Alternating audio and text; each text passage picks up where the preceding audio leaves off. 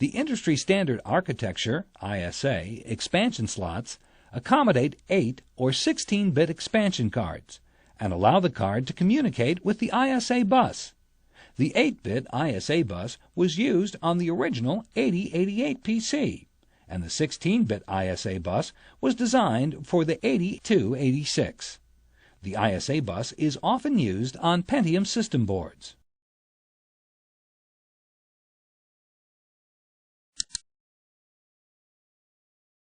The PCI, Peripheral Component Interconnect, expansion slots are found on most Pentium system boards.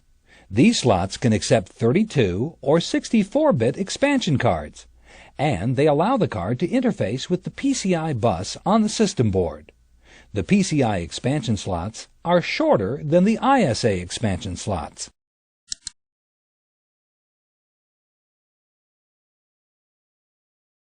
The hard drive controller connectors are used to attach the hard drive's data cables to the system board. It's these connections which enable the hard drives and the computer to communicate. This system board has both a primary and a secondary hard drive controller connector. You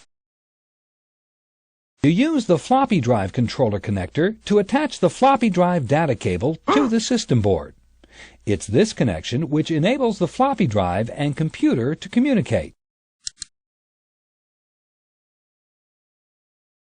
A parallel port is a port on the computer that can transmit data in both directions, 8 bits at a time, and is usually used with a printer. The DOS names for parallel ports are LPT1 and LPT2.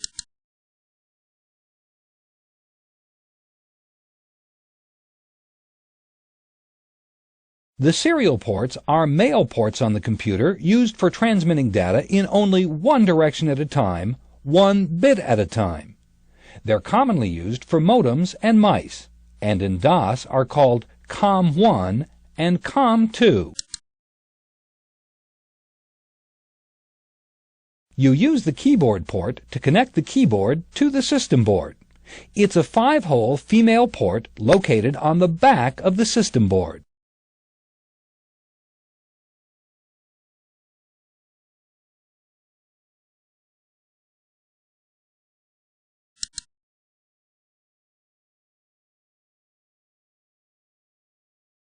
Now, Brian wants to test Mike's knowledge of the components on a Pentium system board by having him identify those components.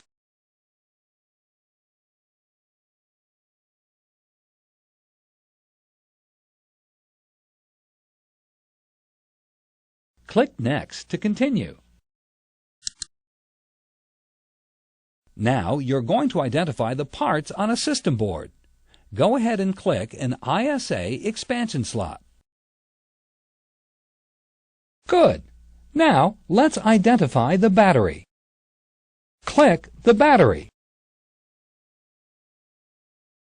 Now let's identify the RAM slots. First, click one of the SIM slots, then click one of the DIMM slots on the system board. Click a SIM slot, then click a DIMM slot. Click a DIMM slot. Now let's find the ZIF socket. Remember, a ZIF socket is a chip socket that has a small locking lever attached to its side.